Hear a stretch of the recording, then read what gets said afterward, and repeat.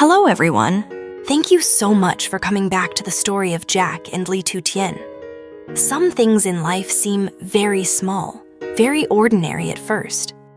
But quietly, they hold memories, love, and a kind of tenderness that is not always easy to put into words. In today's story, it is only through an old handkerchief hidden inside Jack's wardrobe that Ly Tu Tien comes to understand a deeper and softer part of his heart. If you enjoy warm, gentle, and healing stories like this one, please don't forget to like and subscribe so you can continue this journey with us.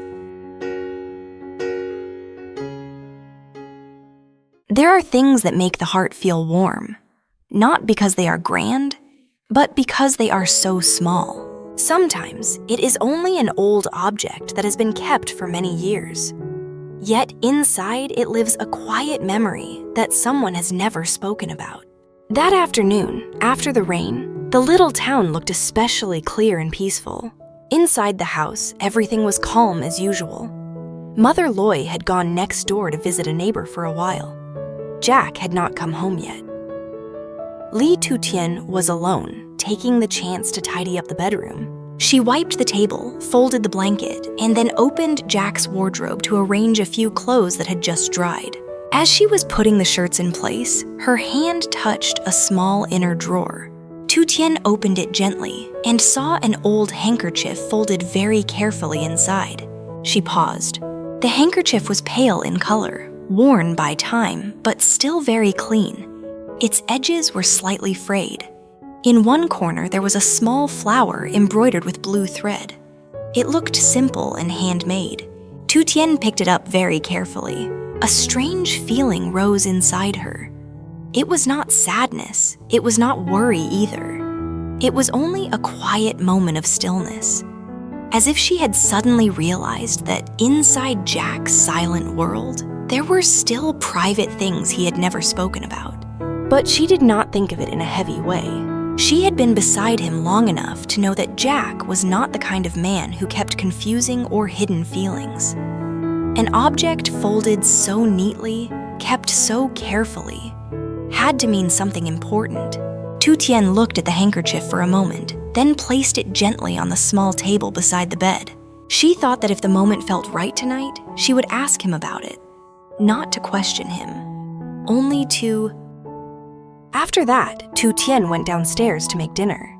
She cooked a light soup and prepared one of Jack's favorite dishes.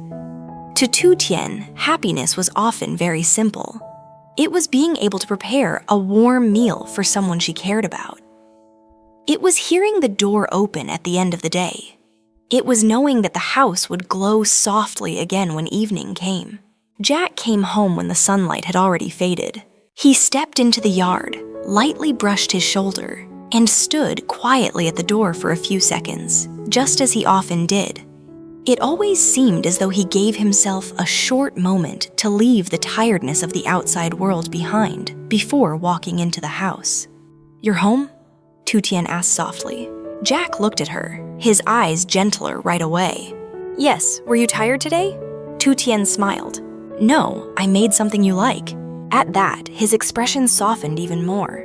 That evening's dinner was very simple and very peaceful. They only spoke a little about the house, about tomorrow, and about the plants in the yard.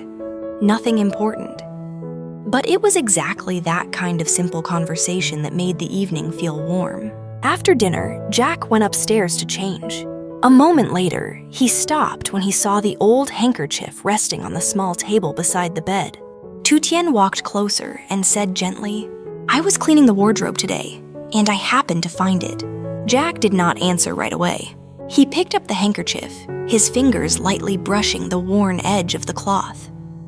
His eyes became distant and quiet, but not heavy, as if he had just touched something familiar and warm from a very long time ago. Tu Tien said softly, "If you don't want to talk about it yet, that's okay. I just felt that it must be very important to you." The room fell silent for a few seconds. Then Jack sat down on the edge of the bed and said quietly, "This was my mother's handkerchief." Tu Tien turned to look at him. Jack lowered his eyes and spoke slowly. "When I was little, she used this almost every day.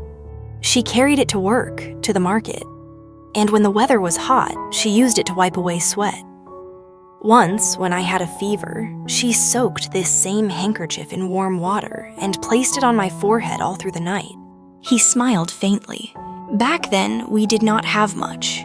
Later on, I did not keep many things. This was one of the few things I had left. Tu Tien listened quietly, and her heart softened. Jack continued, "Some days when work gets too heavy, I open the drawer and look at it for just a moment. Only a moment.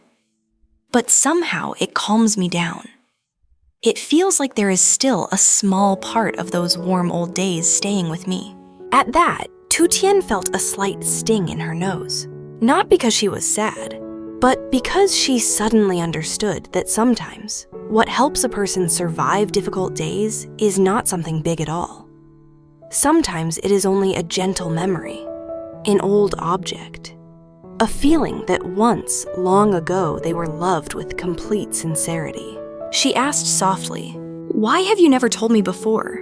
Jack gave a small smile, maybe because I thought it was nothing important. Tu Tien shook her head, her eyes gentle. "It is important. These are exactly the things that help people understand each other more deeply." Then Tu Tien picked up the handkerchief and gently ran her fingers over the old cloth. After that, she opened the drawer beside the bed and took out a small fabric box.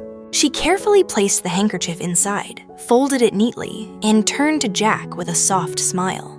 "From now on, I'll keep it somewhere even nicer." Jack looked at her, and his eyes became very soft. A few moments later, he said quietly, "Thank you." Tu Tien smiled warmly. "Something important to you deserves to be cared for." At those words, Jack let out a quiet laugh, and that small smile lit up his whole face. That night, before going to bed, Tu Tien placed the little box on the highest shelf of the wardrobe. When she turned around, she saw Jack still looking at her. "What is it?" she asked. Jack shook his head and answered in a very gentle voice. "It's just that coming home like this feels really good." Tu Tien said nothing. She only smiled, because she understood.